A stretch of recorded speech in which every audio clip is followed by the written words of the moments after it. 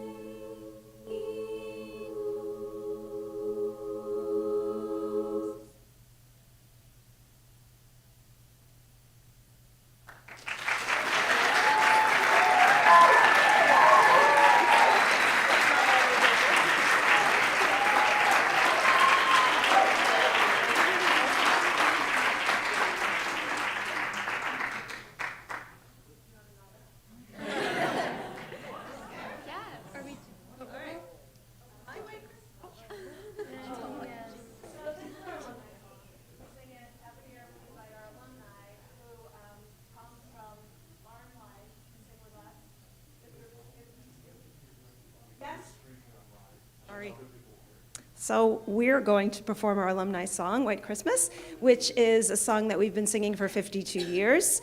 We have alumni come back who maybe haven't seen the music in a long time, but they get up here and they really enjoy singing it. So we're going to share that with you tonight. We certainly wish everybody the happiest of holidays. We love performing for you. I love working with these young women. They're absolutely a joy, so enjoy.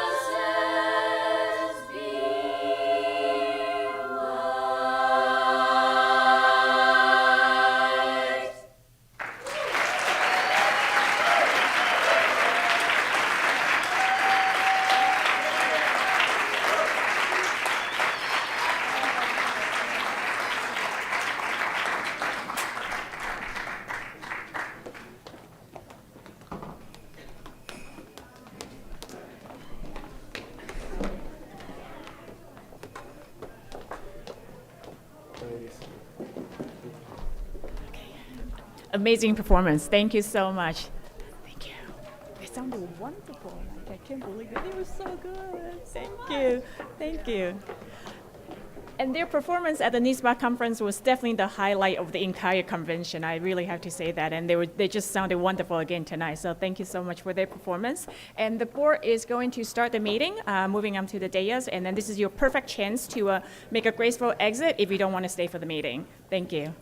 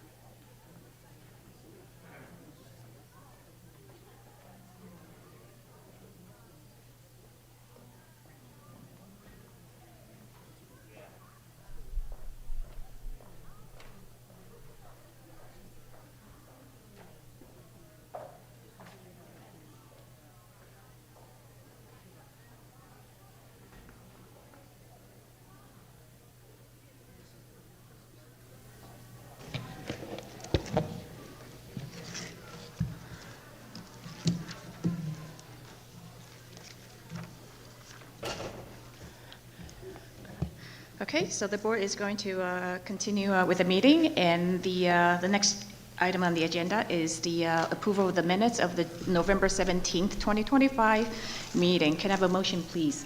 Ms. Levitin, seconded by Mr. Ginsberg. Are there any questions? All in favor? Opposed? Any abstentions? Okay, the next one is the Dr. Rufo's report. So Dr. Rufo, can we have the treasurer's report?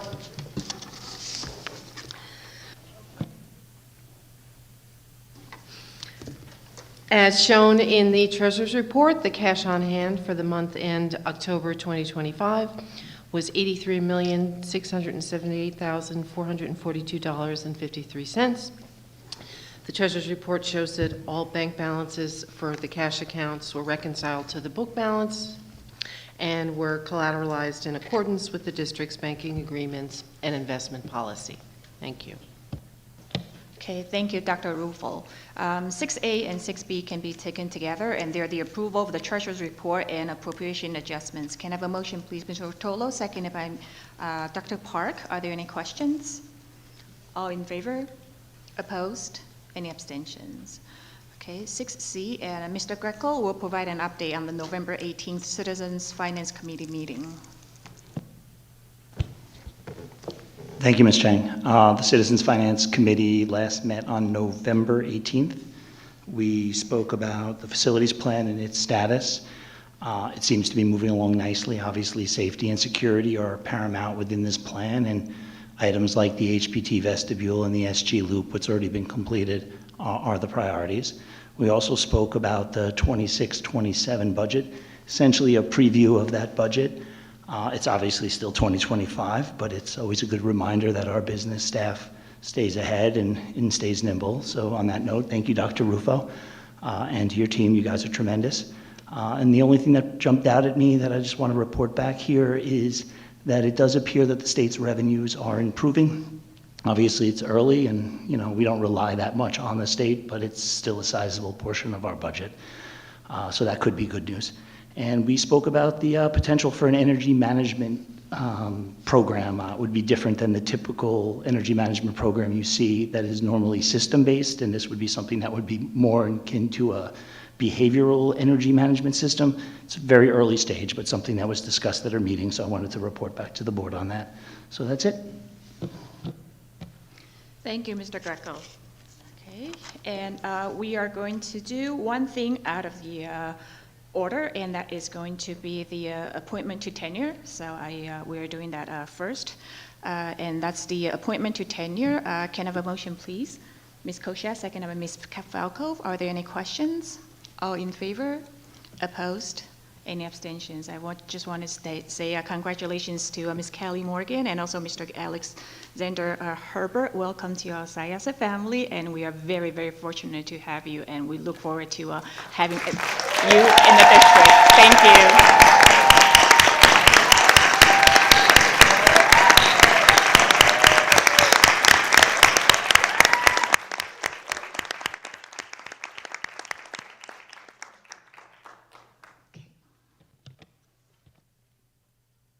Now, the superintendent always says something on the occasion of granting tenure.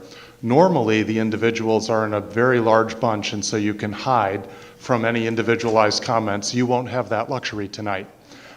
What I will say is, Alex, I've heard nothing but good things about the contributions you've made to our business department, and my expectation is that you'll keep it up for the next 30 years straight. So we are very pleased to have you. You have brought a lot to the business department. I know that students really enjoy being in your classes, and I'm looking forward to seeing all the great things that you're going to do over the course of your career. Ms. Morgan, you took your leadership role in a very challenging time, and you were exactly the perfect person to lead through that challenging time. You held us all together, you showed the way, you kept cheer when our minds were elsewhere, and you kept the building focused on the most important thing, which was, of course, making sure our young people had the very best experience they could possibly have. And while you were the perfect person for that time, I will tell you on the occasion of being granted tenure that you are not just the perfect person for that time, you're the perfect person for all the times ahead. We look forward to seeing your leadership, all the wonderful things to come in Willits Elementary School. We know you're exactly the right person for that job too, and I'm looking forward to seeing all the things you accomplish in your career. Congratulations to you both.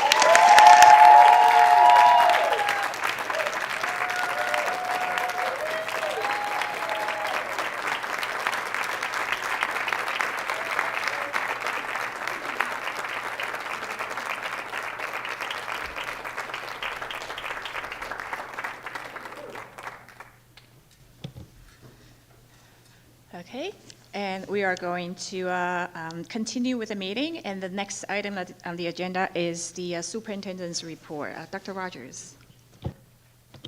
So I recognize you have your families with you this evening, and I know that at least one member of one of those families is extremely young and probably out way past bedtime. So if you're looking for a graceful opportunity to exit, I'm offering it to you now. If you'd like to stay and hear about the amazing things we're doing with elementary physical education, stick around. Because we are doing extraordinary things with elementary physical education. Coming out of the pandemic, a lot of the things that we had previously done with physical education had to be rethought. At first, they had to be rethought because of the pandemic and some of the restrictions that we were operating under. But as we came out of the pandemic, we also saw that our children had some learning needs because some aspects of what we would have considered to be typical learning opportunities for young people just hadn't taken place. And so that led to a lot of our elementary phys ed teachers rethinking their instruction in really interesting and innovative ways that were informed by research and informed by the needs of the kids in front of them. And in the years since, I have seen some extraordinary, innovative, imaginative elementary PE lessons that build on what's going on in the classroom, that build on our goals of helping form a community, that give children the skills they need to engage in free play, which is something that has become less of a strength during the pandemic. And I think that in Syosset, there is no area of the curriculum that doesn't go unexamined to see if there are ways that we can take the opportunity of the time that we have with young people to maximize its benefit to them. So it occurred to me that I've been going to these amazing classes and keeping the secret all to myself, and it's probably time to share it with the board, certainly, and the community as well. So to help me do that, I have Dr. Jeanette Wojcik, who is our Assistant Superintendent for Elementary Education, Mr. Scott Stuber, who is our Director of Physical Education, Health, other things. So please, Ms. Dr. Wojcik, please take it away. You got it. Thank you, Dr. Rogers, Dr. Curry, Board of Education. Good evening. This evening, we're really proud to present our physical education program. Across their K-12 PE journey, our students gain essential movement skills, social emotional competencies, and healthy habits, and it all begins with a strong foundation built in our elementary schools. Tonight, you'll see how our program supports the whole child and how it aligns seamlessly with our district's vision for our students. So our elementary PE program aligns directly with the Board of Education goals by creating individualized learning experiences for students where every child can grow and feel successful. Collaboration is built into daily practice as students communicate with one another, they share ideas, they solve problems together in active and engaging settings. PE also fosters wellness by promoting balance and by giving students structured opportunities to move, to play, to regulate, and reset throughout the day.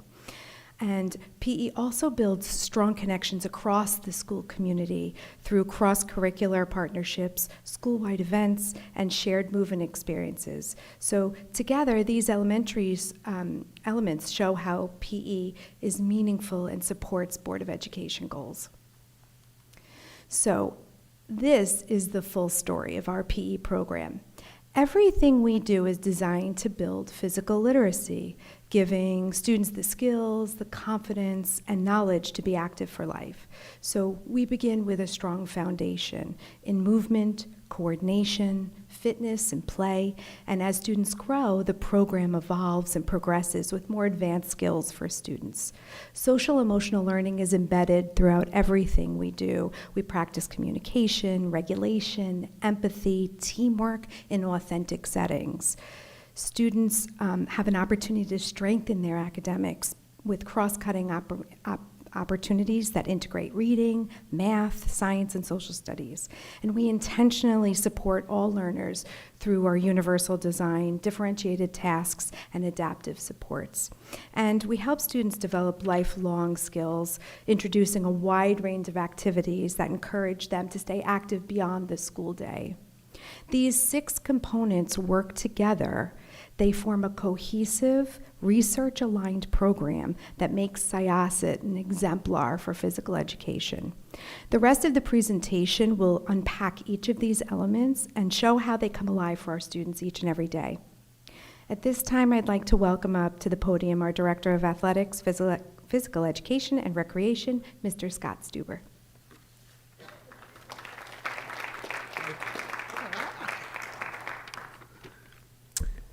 Good evening. I would like to thank the Board of Education, Dr. Rogers, for providing us with this opportunity to share the many great things our students and staffs are doing in our elementary physical education program.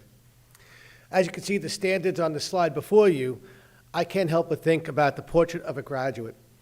And in physical education, we always talk about what it means to be a physically educated student when you graduate high school.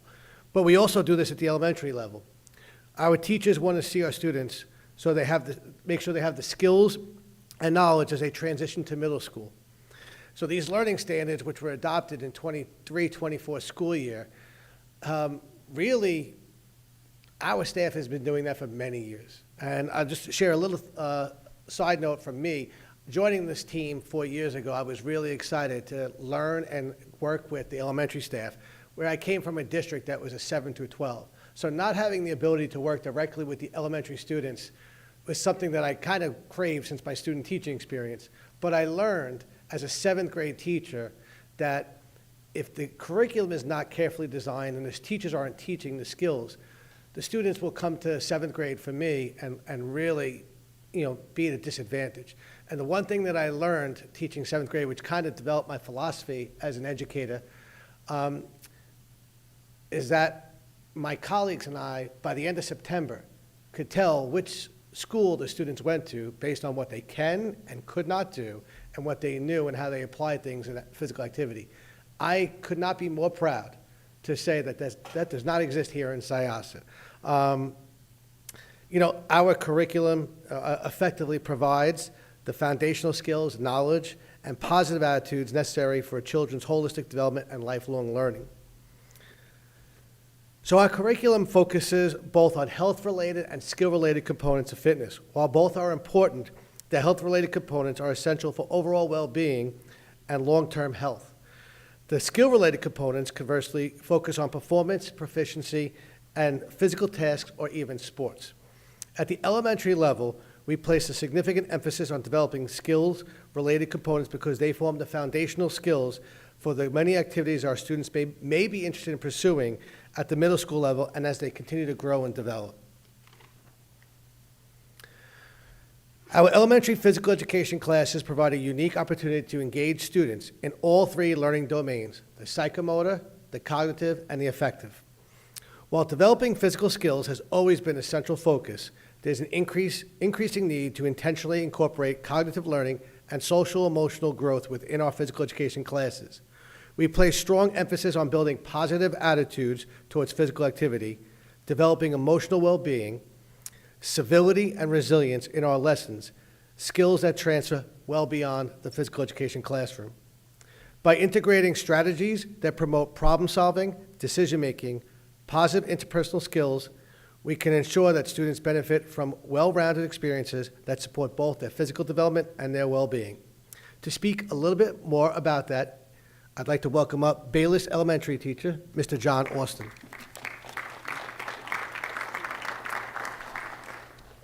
Good evening. Thank you, Scott. Thank you, Dr. Rogers, and the board for the opportunity to give you a little bit of a deeper look into what we do here at Syosset. Our program goal is to create physically literate students, right? So what does that mean? It means that our students have the skills, the confidence and the knowledge to seek out physical activity right now, outside of the PE classroom, and as they continue their education. And as elementary teachers, right, we often provide that first experience with physical activity, right? So we have such a need to make the relationship with physical activity a positive one, so our students have a desire to seek out physical activity. There's a lot of research that shows that physical activity supports academic performance. When you exercise, you naturally produce more oxygen to your brain, you deliver more nutrients to your brain, and it's shown to increase your ability to pay attention, to have the ability to retain memory. So when you have physical activity before academics and throughout, right, it increases that ability and supports them in the classroom. We also support our students emotionally and socially with physical activity, right? Emotionally, they have the chance to master skills, set goals, attain different goals. They are feeling success from effort. Socially, they are building relationships. They're working through problems. This is all stuff that we provide in the gym. And like Scott mentioned, we hit all three domains. And there always is a big focus on the psychomotor domain, but we've seen a need to bring in the cognitive and the affective domain in every single thing we do. So our curriculum for K through 2 it's building that foundational skills in all three of those areas for our students. And as Dr. Rogers mentioned, the pandemic did change the way we think in order to perform and give our students more. I remember teaching a virtual kindergarten for an entire year. And when those students went to first grade, it was their first time in the gym. They didn't have that full year of building connections in the gym as some of their peers did. And for us, it was like, how do we make that connection for them and apply it to something that we're doing in the gym? And one of the ways we did it was with locomotive skills. And we would have the students roll a dice. And depending on the number they rolled on the dice, they had to perform a locomotive movement, whether it was skipping or side shuffle. And they did that movement until the music stopped. And then when the music stopped, they found a partner. And we facilitated a conversation by having the students share their favorite summer activity. And then they did this over and over again. And we were showing these students the importance of building connections and meeting and building relationships within the gym and how it's so important in physical activity, right? And it was something we felt they needed. Another thing that, because our units are always changing, right? We're building physical literacy through all these units, but we're also looking at what our students need and how can we hit those needs through what we're doing. And one of the needs was we saw some of our students are not as involved in unstructured play. Everything is so adult-driven, it's so routine. We're the ones facilitating everything for our students, and how can we support them so that it can translate to recess, it can translate when they're playing with their friends at home. And we took a manipulative skill of the underhand serve, or the underhand toss. In the game that we do is Foursquare, and we practice that skill, but we said, how can we make it help support recess? And we would set up 6 Foursquare courts in our gym, and students had control of their own court. They had to solve the problems that arose at their court, whether the ball was in or out. They had to figure out rotations. They had to kind of present a leader of the group. It's skills that you need to play successfully during unstructured play that they weren't developing as naturally as we felt they had in the past. And this was a way we could do it in the gym and hopefully see it transfer outside of the gym. As our students move on and they get into grades 3, 4, and 5, we're now advancing on that foundation that we built with our students through K through 2. And a couple examples is, I talked about locomotive movements, right? So K through 2, we're teaching our students how to side shuffle. At grades 3 through 5, we're now going to ask our students to side shuffle, or use the skill of side shuffling to guard somebody in basketball, let's say. You now have to react to something someone else is doing, and that foundational skill is going to help you do it and learn it at a more in-depth level. Dribbling a basketball is one of the manipulative skills we work on K through 2. But you're dribbling a basketball in an open space with just control. Now in 3 through 5, we're asking them to dribble a basketball and keep control of the ball while someone's trying to take it away from you. It's adding difficulty to the skill, and over time it's developing a better understanding of the skill.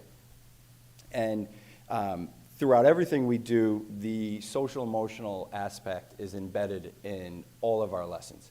And we're very direct in the way we administer that, whether it's embedded in teaching skills or it's as direct as putting them in cooperative game or team-building game environments where they have to work on these skills. And one of the ways we do this is through a team-building unit that we often do in the beginning of the year to get students familiar with each other. It overall brings classes together. And one of the games we use is the game called the Human Knot. And if you look at the photo on the top right, we put the students in a circle with each holding a pool noodle, and they have to hold the pool noodle of somebody else's across the circle. And basically it entangles them into one big knot. And the only way and the goal is to get them to untangle themselves and form a perfect circle.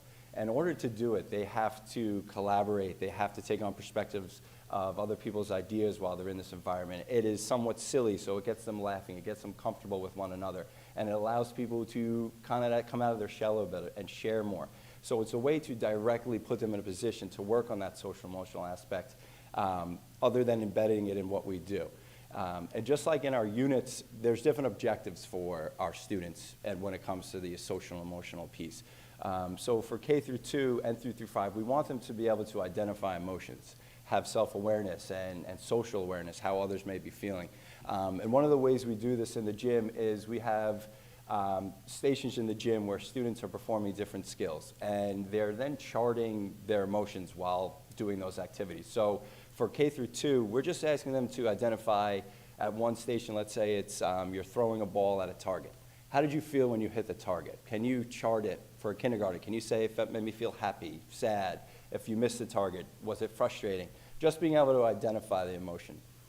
Where we try to advance it for our 3rd, 4th, and 5th graders is how is that emotion, that self-awareness, how is it now impacting your performance as you move throughout the activity? So now you hit the target 3 times in a row. Are you feeling more confident when you try that 4th time? Is missing the target causing frustration and taking away from your focus? And what does that look like for you and for others? So now we're peeling back the layers in what performance or what emotions do in performance and how skills translate and correlate with your social emotional learning. And the fun part for us is that we're doing all this and students think they're just playing. But really they're learning. And that's the fun part for us is that we're disguising all of this as just play. And now I'm going to have Ms. Jen Graham come up, and she's going to talk to you about how this is now provided to all of our students throughout Syosset. Thanks, John. Good evening, and thank you for the privilege to speak tonight and share some of the work we get to do every day. We're now going to talk about the ways that we meet the needs of all learners while in the gym, specifically some of the ways that we help students feel a sense of belonging while in our space. Universal design is an intentional design of lessons that allows multiple avenues to achieve a desired goal. There is no one-size-fits-all in learning, and that's evident in PE also. Lessons are designed to have students find success in many different ways, even if they don't look the same while getting there. The idea is that at the end, each student is able to complete the task that is given to them. A powerful piece is giving students choice in what we do, allowing them to self-assess and find opportunities that meet their individual needs. When students feel they own a piece of what they are doing, it helps them connect more to what they are learning. Choice not only increases motivation, but it also increases ownership. Small choices make a big difference. One example of choices that we give in PE is during our warm-ups. Instead of telling students exact exercises, what we do is we provide them with one of the 5 components of health-related fitness. So for example, we might say cardio, and then each individual student is able to choose the exercise that they feel comfortable doing that falls within that specific group. At the heart of what we do is the relationships and bonds that we form. As elementary physical education teachers, we're in a unique position that we have students for multiple years throughout their elementary experience. In some cases, we even have students for up to 6 years, which allows us to really get to know each student personally. Through these relationships, it helps them feel safe in our space, not only physically, but mentally and emotionally as well. This sense of safety and comfortability helps them grow and learn by being more willing to try things while in our space. Small gestures, such as greeting students as they enter the door, really helps them feel seen and valued in our space. This next slide provides some real examples of how we differentiate the instruction to meet each student's needs. So if you look at the bottom picture, this is an example of a tiered challenge that could be seen for a soccer shooting lesson. As you can see, there are multiple goals, the sizes of the goals that are different, the distance of the goals are different, and students get to choose which goal they would like to shoot at, based on their individual skill and comfort level. The use of different goals at different distances allows multiple challenges to happen within one activity. It also helps each student feel some sense of success as they progress through this activity. We're very lucky in that we get to really emphasize fun, exploration, and creativity in our space. If you take a look at this top picture here, students are performing different locomotor movements, but we allow them to use their imagination and explore themselves through movement. So instead of calling out the specific locomotor movement that we want students to perform, we use the use of animals. So we call out different animals, and students are allowed to visualize what is being asked of them, and they have the chance to put their own creative spin on it. It's really interesting to see how students interpret different animals and the way that they move according to that interpretation. At the elementary level, students genuinely love to help and they love to take on different roles and jobs. So this is something that we take advantage of in the gym. It really helps students feel important, and there's all different roles that we can assign. Some examples of this can be as small as just the setup crew. They love to set up the cones, they love to clean up the cones. In some cases, we are able to assign referees, scorekeepers, and timers. And again, it's just allowing students to feel that different sense of accomplishment while in our space. As you can see, there are many important roles and places for students in every PE class that we have. Next, I'm going to talk a little bit about the adaptive physical education program here. And this is a specifically designed program for students as outlined on their IEP. It's a continuum of our PE program that meets all students' individual needs. Adaptive Phys Ed, the focus is on ensuring accessibility, maximum participation, and individualized support in a positive and inclusive environment. These are some of the instructional strategies that are used here, listed below there. And then these are some of the specific adaptations and modifications that could be used during our adaptive PE classes that would help meet the individual needs of all our students. One strategy that we do use is sensory regulation strategy, and this is a really important way that we help students find success, providing breaks to allow students to self-regulate. This goes back to that relationship piece of what we were talking about. Being able to notice when students might be overstimulated and giving them the necessary tools to help manage these emotions is really important. And this is done in a variety of different ways. It could be done through walks, it could be done through the use of sensory items, mindful minutes, and just different breathing exercises. Again, the way that this is done is specific to the child and what they need in that exact moment. As adaptive physical education teachers, we're really lucky in that it's not an individual effort and we're part of a much larger group that works continuously together to make sure each students are receiving exactly what they need each and every class, whether it be different specialists such as the OT or PT pushing into our classes, or our weekly team meetings where we come together as a group and are able to collaborate, again, with the individual needs of each student at the heart of everything we do. Some of our students communicate in different ways. Some use alternative communication devices to express their wants and needs. If you take a look at this picture here up on the screen, this is an example of a communication board that was developed for a student to use during field day. It has all the activities listed on it, as well as visual aids that help to guide this student throughout the various events that took place that day. This is just one of the many ways that we're able to ensure that each of our students' needs are met each and every day.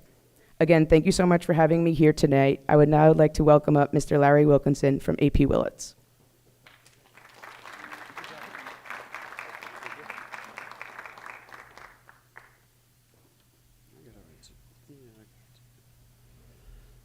Good evening.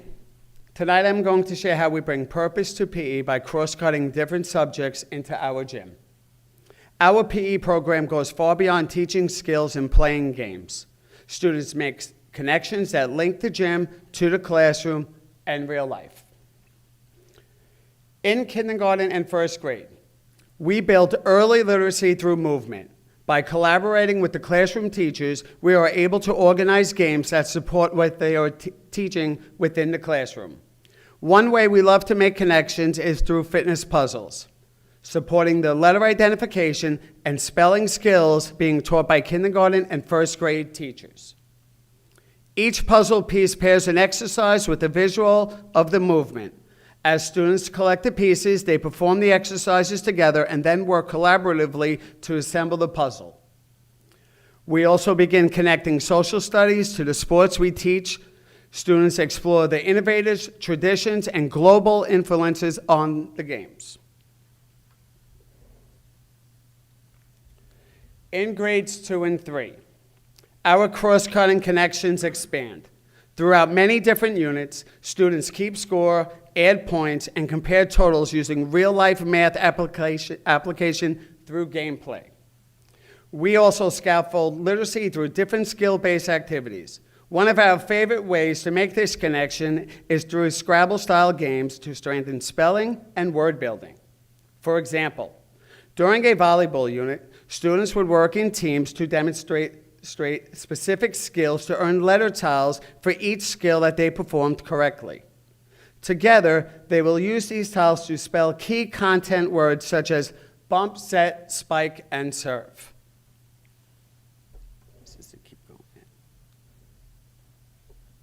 In grades 4 and 5, we focus on making real-world connections so students understand that what they're learning in the gym connects to the events happening in the world around them.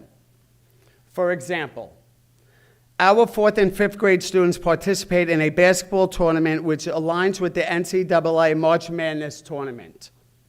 The ultimate goal for this tournament is for every student, regardless of skill, to eventually step onto the court and play basketball with pride and confidence.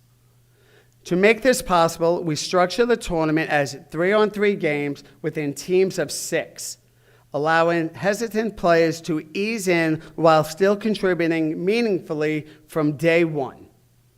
Each team represents an NCAA university, and this becomes the bridge that brings in other subjects. Students research their school history and geography, practice literacy skills by summarizing information, create visual designs, posting inspired by art concepts, and acts of scorekeepers using real math applications during gameplay. These academic outlets give beginner players a safe, familiar entry point if they feel confident researching, designing, or keeping stats and scores. They're more likely to feel agency, belonging, and readiness to take court. By staying with the same team for a full unit, students build communication, leadership, and trust, creating the supportive environment needed for every child to eventually move from an off-court role to becoming an active basketball player by the end of the tournament. As you can see from the photos, opportunities like the Kentucky Derby and the Winter Olympics also allow us to cross-cut in PE. While these are just a few of the ways we cross-cut in our PE programs, students are successfully establishing real-world connections, are actively engaged, and see the true purpose behind the activities they learn each day. Thank you.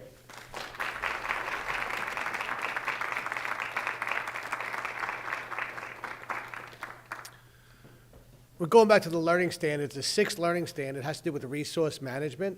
And one of the things that we want to inspire our children to do is to be good citizens within their community and know how to access different opportunities outside the classroom.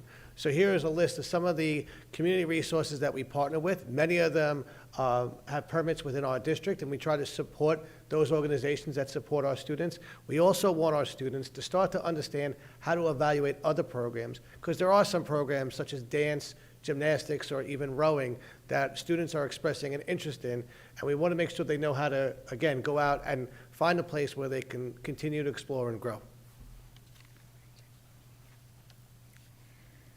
So as we close this evening, I want to return to the core principle we shared at the start. Physical literacy as the foundation of our programs. So everything you've seen tonight reflects how that idea comes to life in our elementary schools. You've seen how our youngest learners build foundational skills and how our upper elementary students build advanced skills, how social emotional learning is embedded and weaved through everything that we do. You've seen how our inclusive settings allow every child to be successful in physical education. It's also important to acknowledge, you heard Dr. Rogers share, Mr. Austin share, how we arrived here.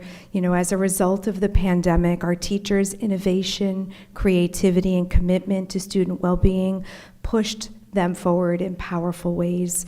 They've reimagined movement, adapted instruction, strengthened routines, and built new approaches that continue to enrich our program today. So their work, the work of our PE teachers, is a key reason why our elementary PE program is as strong and forward-thinking as it is. So taken together, these pieces form a cohesive, thoughtful, and research-aligned program, one that nurtures physical, social, emotional, and academic growth.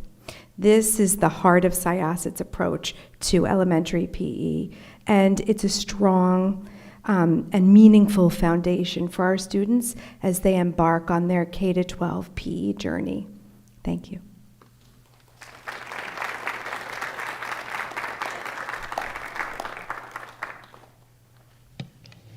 Thank you again for the presentation. A lot of information and a lot of great things happening. And at this point, are there any questions, and questions only from the board for the team? No? Great. Thank you again. Thank you so much.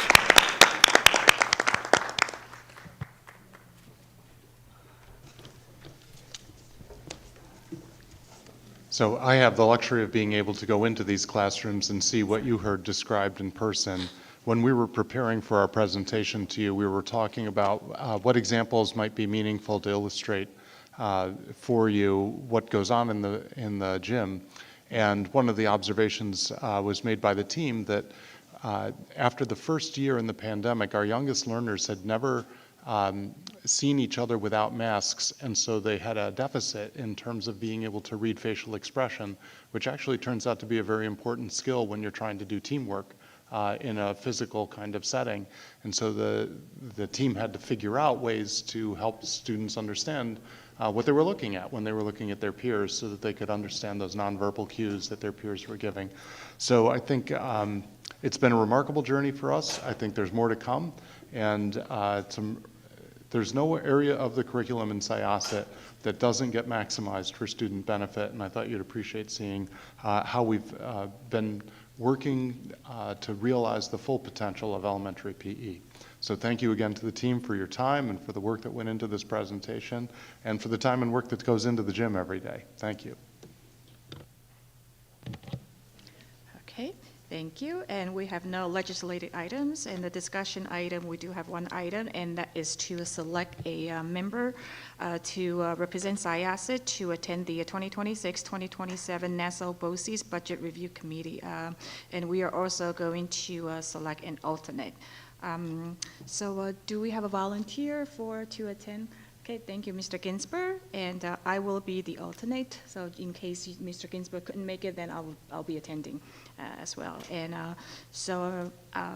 there'll be more information shared. So you'll be getting that in the next few days. Thank you, Mr. Ginsberg. Okay, we have no unfinished business, and to the new business, 11A is the approval of staff changes. Can I have a motion, please? Mr. Rotolo, second by Ms. Abramson. Are there any questions? All in favor? Opposed? Any abstentions? 11B is the approval of stipends and hourly rates 2025-2026. Can I have a motion, please? Ms. Koshia, second by Mr. Ginsberg. Are there any questions? All in favor? Opposed? Any abstentions? 11D is the authorization of stipulation of settlements, CSEA. Can I have a motion, please? Mr. Rotolo, second by Ms. Abramson. Are there any questions? All in favor? Opposed? Any abstentions? 12A is the second reading and adoption of new and revised policies, and that's Policy 1900, Parent and Family Engagement. Policy 4321, Programs for Students with Disabilities under the IDEA and New York Education Law, Article 89. Policy 8330, Authorized Use of School-Owned Materials and Equipment. Policy 8336, Use of Surveillance Cameras on School District Property. Policy 8410, Student Transportation Services. Policy 8421, Use of District-Owned Vehicle. And can I have a motion, please? Ms. Koshia, seconded by Ms. Falco. Are there any questions? All in favor? Opposed? Any abstentions? And 12B and 12C can be taken together. They're the approval of Committee on Preschool Special Education and Committee on Special Education recommendations. Can I have a motion, please? Mr. Rotolo, second by Ms. Abramson. Are there any questions? All in favor? Opposed? Any abstentions? 13A is the authorization of service contracts. Can I have a motion, please? Ms. Koshia, seconded by Ms. Levitan. Are there any questions? All in favor? Opposed? Any abstentions? 13B is the authorization for special education and or nursing contracts. Can I have a motion, please? Mr. Rotolo, seconded by Mr. Greco. Are there any questions? All in favor? Opposed? Any abstentions? 13C is the authorization for contracts for federal Part B funds. Can I have a motion, please? Ms. Valkov, seconded by Mr. Ginsberg. Are there any questions? All in favor? Opposed? Any abstentions? 13D is the approval of student club charters, 2025-2026. Can I have a motion, please? Dr. Park, seconded by Ms. Abramson. Are there any questions? All in favor? Opposed? Any abstentions? 13E is the approval of student group charters, 2025-2026. Can I have a motion, please? Ms. Koshia, seconded by Mr. Ginsberg. Are there any questions?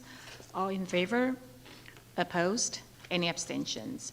13F is the approval of disposal of broken, surplus, and or obsolete equipment, supplies, and books. Can I have a motion, please? Dr. Park, seconded by Mr. Rotolo. Are there any questions? All in favor? Opposed? Any abstentions? Okay, and and we are going to have the audience to the public. Please bear with me as I read the procedures. The board values community input and provides opportunities to offer that input via email or in person. Persons who wish to speak during audience to the public must register online to speak in advance of the meeting by 5 p.m. the day of the board meeting. A link to the pre-registration form will be made available on the homepage on the district website 1 week before the meeting. Persons wishing to address the board in person during audience to the public must conform to procedures adopted by the board. Speakers' remarks must conform to the following rules. 1, all speakers and observers are required to conduct themselves in a respectful and civil manner in accordance with rules set by the board.